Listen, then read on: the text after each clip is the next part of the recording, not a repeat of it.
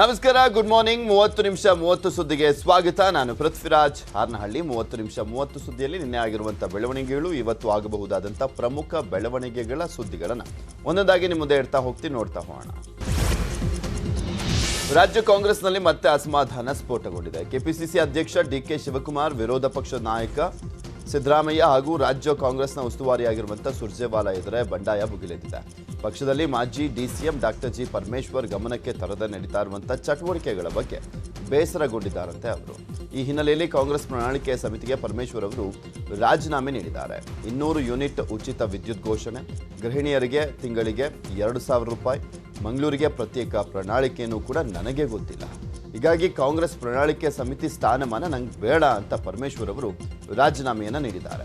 ಪರಮೇಶ್ವರ್ ರಾಜೀನಾಮೆ ಬೆನ್ನಲ್ಲೇ ಸುರ್ಜೇವಾಲಾ ಸಂಧಾನಕ್ಕೆ ಯತ್ನಿಸಿದ್ರು. ಆದರೆ ಪರಮೇಶ್ವರ್ ರಾಜೀನಾಮೆ ಹಿಂಪಡೆಯಲ್ಲ, ಪ್ರಜಾಧ್ವನಿಗೆ ಬರ್ತೀನಿ ಅಂತ ಹೇಳಿದ್ದಾರಂತೆ.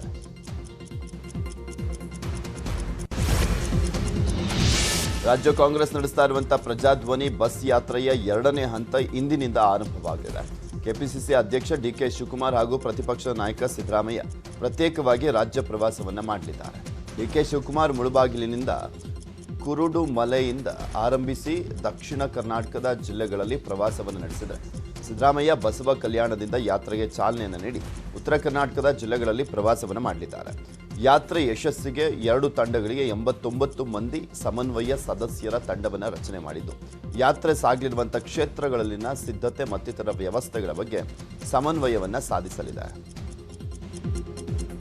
ಬೀದರ್ ಜಿಲ್ಲೆ ಬಸವ ಕಲ್ಯಾಣ ಪಟ್ಟಣದಲ್ಲಿ ಇಂದು ಕಾಂಗ್ರೆಸ್ ಪ್ರಜಾಧ್ವನಿ ಸಮಾವೇಶ ನಡೆಯಲಿದೆ. ಈ ಹಿನ್ನೆಲೆಯಲ್ಲಿ ನಿನ್ನೆ ಬಿಕೆಡಿಬಿ ಅತಿಥಿ ಗೃಹದಲ್ಲಿ ಕಾಂಗ್ರೆಸ್ ಪ್ರಜಾಧ್ವನಿ ಪೂರ್ವಭಾವಿ ಸಭೆ ನಡೆಯಿತು. ಆದರೆ ಸಭೆಯಲ್ಲಿ ಬಸವ ಕಲ್ಯಾಣ ಕಾಂಗ್ರೆಸ್ ಆಕಾಂಕ್ಷಿಗಳ ಮಧ್ಯೆ ಮಾರಾಮಾರಿ ನಡೆದಿದೆ. ಟಿಕೆಟ್ ಆಕಾಂಕ್ಷಿಗಳಾಗಿರುವಂಥ ವಿಜಯ್ ಸಿಂಗ್ ಮತ್ತು ಆನಂದ್ ದೇವಪ್ಪ ಮಧ್ಯೆ ಗಲಾಟೆ ನಡೆದಿದೆ. ವಿಜಯ್ ಸಿಂಗ್ ಬೆಂಬಲಿಗರಿಂದ ಆನಂದ ದೇವಪ್ಪ ಮೇಲೆ ಹಲ್ಲೆಯನ್ನು ಮಾಡಿರುವಂಥ ಆರೋಪ ಕೇಳಿ ಬರ್ತಾ ಇದೆ. ಇದು ಸಿದ್ದರಾಮಯ್ಯ ನೇತೃತ್ವದಲ್ಲಿ ಪ್ರಜಾಧ್ವನಿ ಯಾತ್ರೆ ನಡೆಯಲಿದೆ. ಯಾತ್ರೆಗೂ ಮುನ್ನವೇ ಕಾಂಗ್ರೆಸ್ ಮುಖಂಡರು ಕೈ ಮಿಲಾಯಿಸಿದ್ದಾರೆ.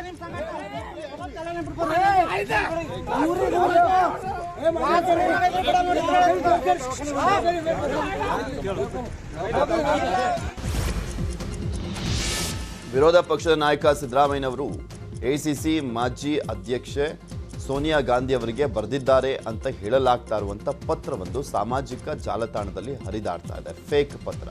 ಆದರೆ ಈ ಪತ್ರ ನಕಲಿ ಅಂತ ಸಿದ್ದರಾಮಯ್ಯ ಸ್ಪಷ್ಟನೆಯನ್ನು ಕೊಟ್ಟಿದ್ದಾರೆ.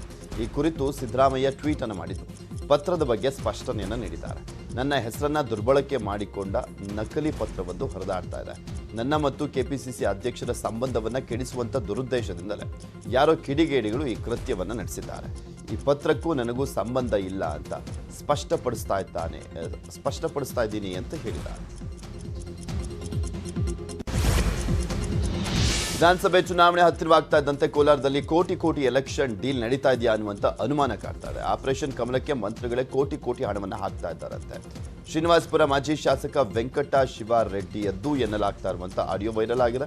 ಕಾರ್ಯಕರ್ತರ ಜೊತೆಗೆ ಮಾತನಾಡಿರುವಂಥ ಫೋನ್ ಸಂಭಾಷಣೆಯಲ್ಲಿ ಸಚಿವ ಸುಧಾಕರ 5 ಕೋಟಿ ಕೊಟ್ಟಿದ್ದಾರೆ ಎನ್ನಲಾದಂಥ ಆಡಿಯೋ ವೈರಲ್ ಆಗಿದೆ.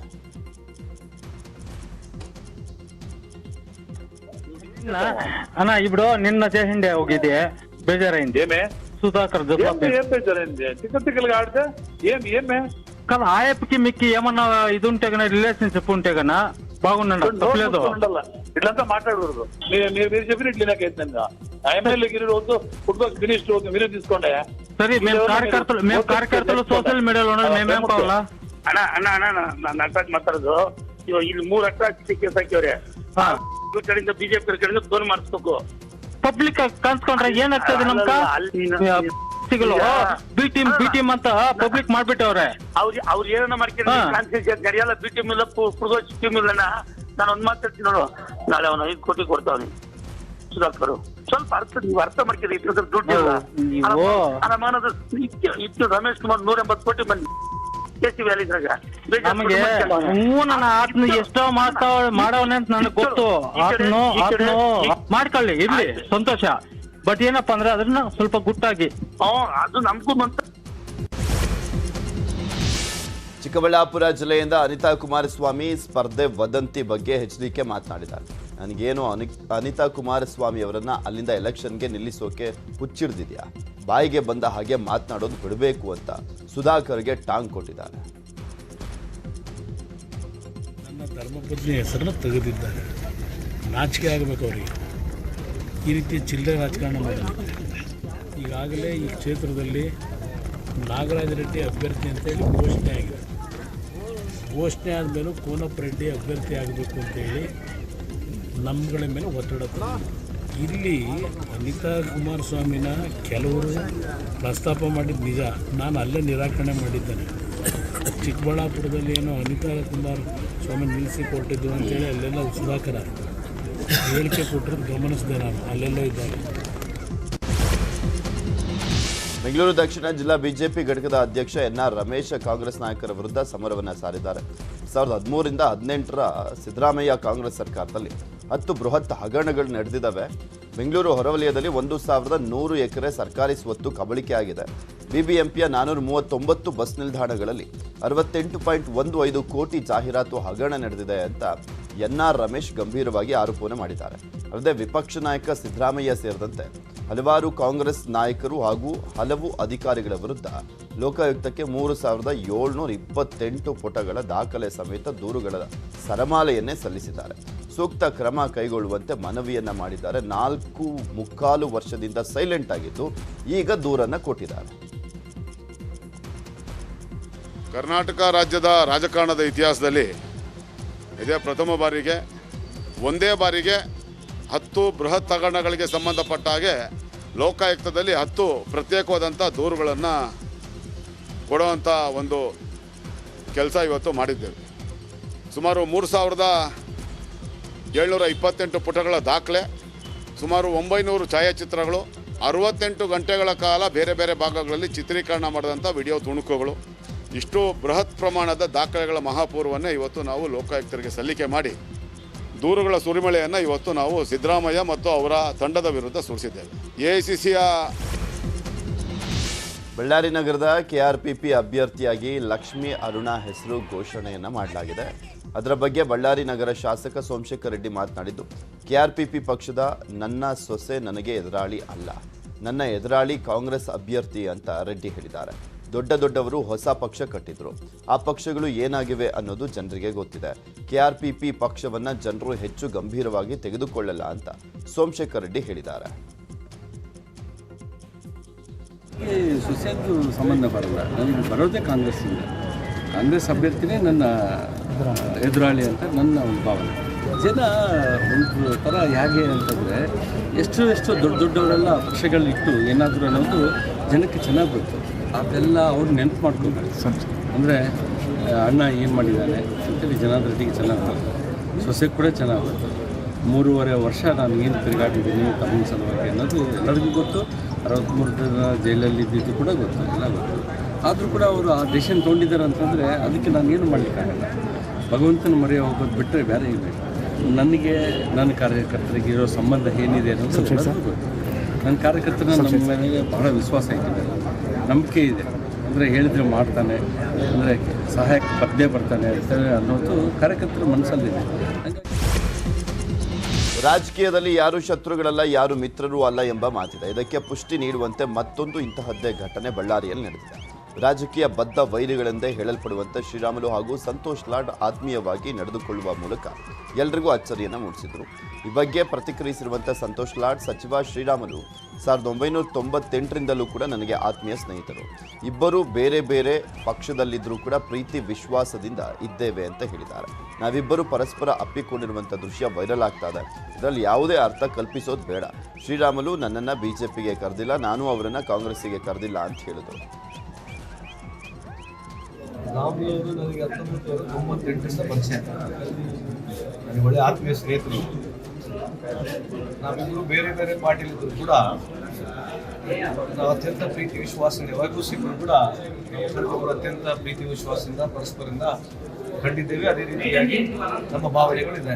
ಅದೇನೋ ಮೊನ್ನೆ ನಮ್ಮ ಸಣ್ಣ ಕ್ಷೇತ್ರ ಬನ್ನೆಟ್ಟಿ ಜಾತ್ರೆಗೆ ಬಂದ ಸಂದರ್ಭದಲ್ಲಿ ಅದು ನಾನು ಆ ರೀತಿಯ ನಮ್ಮ ಪ್ರೀತಿಯ ವಿಶ್ವಾಸವನ್ನು ನಾವು ಒಬ್ಬರಿಗೊಬ್ಬರಿಗೆ ಹಂಚ್ಕೊಂಡ ಸಂದರ್ಭದಲ್ಲಿ ರೆಕಾರ್ಡಿಂಗ್ ಆಗಿದೆ.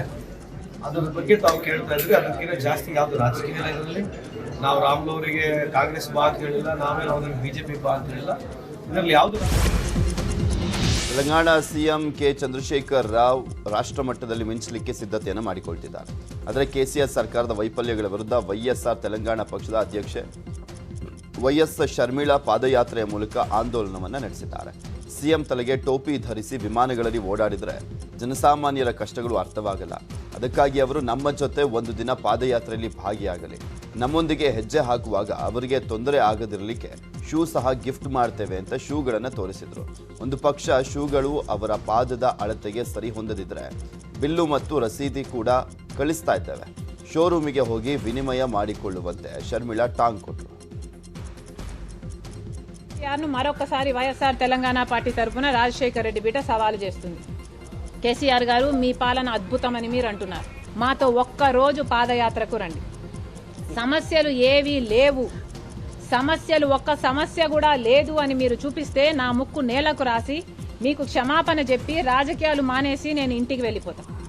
కానీ సమస్యలు చూపిస్తే మాత్రం కేసీఆర్ గారు రాజీనామా చేయాలి, ఒక దళితుడిని ముఖ్యమంత్రి చేయాలి. కేసీఆర్కు దమ్ముంటే ఈ సవాల్ను స్వీకరించాలి. ಗುತ್ತಿಗೆ ಶ್ರೀಗಳು ಇಸ್ಲಾಂ ಧರ್ಮದ ಪುಸ್ತಕ ಹಿಡಿದ ಫೋಟೋ ವೈರಲ್ ಆಗ್ತಾ ಇದೆ. ಹೌದು, ಇಸ್ಲಾಂ ಭಯೋತ್ಪಾದನೆ ಧರ್ಮವಲ್ಲ ಎಂಬ ಪುಸ್ತಕವನ್ನು ಪುತ್ತಿಗೆ ಮಠದ ಸುಗುಣೇಂದ್ರ ತೀರ್ಥ ಸ್ವಾಮೀಜಿ ಹಿಡಿದಿದ್ದಾರೆ. ಶ್ರೀಗಳ ನಡೆ ಬಗ್ಗೆ ಸಾಮಾಜಿಕ ಜಾಲತಾಣಗಳಲ್ಲಿ ತೀವ್ರ ಆಕ್ಷೇಪ ವ್ಯಕ್ತವಾಗ್ತಾ ಇದೆ. 2012ರಲ್ಲಿ ನಡೆದಿದ್ದಂಥ ಪುಸ್ತಕ ಬಿಡುಗಡೆ ಕಾರ್ಯಕ್ರಮದ ಫೋಟೋ ಈಗ ವೈರಲ್ ಆಗ್ತಾ ಇದೆ. ಯಾಕಂದರೆ ಪುತ್ತಿಗೆ ಸ್ವಾಮೀಜಿ 2024ರಲ್ಲಿ ಪರ್ಯಾಯ ಪೀಠವನ್ನು ಏರಲಿದ್ದಾರೆ. ಉಡುಪಿ ಶ್ರೀ ಕೃಷ್ಣ ಮಠದ ಪರ್ಯಾಯ ಯತಿಗಳಾಗಲಿದ್ದಾರೆ. ಈ ಪುಸ್ತಕ ಬಿಡುಗಡೆ ಮಾಡಿದ್ದಕ್ಕೆ ಆಘಾತವಾಗಿದೆ ಅಂತ ಹಿಂದೂ ಮುಖಂಡ ಬಾಲಾಜಿ ರಾಘವೇಂದ್ರ ಆಚಾರ್ಯ ಕಿಡಿಕಾರಿದ್ದಾರೆ. ಇತ್ತೀಚೆಗೆ ಉಡುಪಿಯ ಪುತ್ತಿಗೆ ಮಠದ ಪೀಠಾಧಿಪತಿಗಳಾದ ಶ್ರೀ ಸುಗುಣೇಂದ್ರ ತೀರ್ಥ ಶ್ರೀಪಾದರು ಇಸ್ಲಾಂ ಒಂದು ಭಯೋತ್ಪಾದಕ ಧರ್ಮ ಅಲ್ಲ ಅಂತ ಹೇಳುವ ಒಂದು ಪುಸ್ತಕವನ್ನು ಬಿಡುಗಡೆ ಮಾಡಿದ್ದನ್ನು ಅದನ್ನು ತಿಳಿದು ಆಘಾತಗೊಂಡು ಈ ಒಂದು ವಿಡಿಯೋ ಕ್ಲಿಪ್ಪಿಂಗ್ ಮಾಡುವ ಅನಿವಾರ್ಯ ಸಂದರ್ಭದಲ್ಲಿ ನಾನಿದ್ದೇನೆ. ಇಸ್ಲಾಂ ಇನ್ನೊಂದು ಧರ್ಮವನ್ನು ನುಂಗಿ ನೀರು ಕೊಡೋದು, ಇಸ್ಲಾಮೀಕರಣ ಮಾಡುವಂತಹದ್ದು ಭಯೋತ್ಪಾದನೆ. ಅದು ಲ್ಯಾಂಡ್ ಜಿಹಾದ್ ಇರ್ಬೋದು, ಲವ್ ಜಿಹಾದ್ ಇರ್ಬೋದು, ಗೋಮಾತೆ ಹತ್ಯೆ ಇರ್ಬೋದು, ಇಂಥ ನೂರಾರು ಕೆಲಸಗಳನ್ನು ಮಾಡ್ತಾ ಇರುವಂತಹದ್ದು ಪೂಜ್ಯ ಸ್ವಾಮೀಜಿಯವರೇ ನಿಮ್ಮ ಗಮನಕ್ಕೆ ಬಂದಿಲ್ವಾ? ಯಾವ ಪುಸ್ತಕವನ್ನು ನೀವು ಪ್ರಕಾಶನ ಮಾಡಿದ್ರಿ?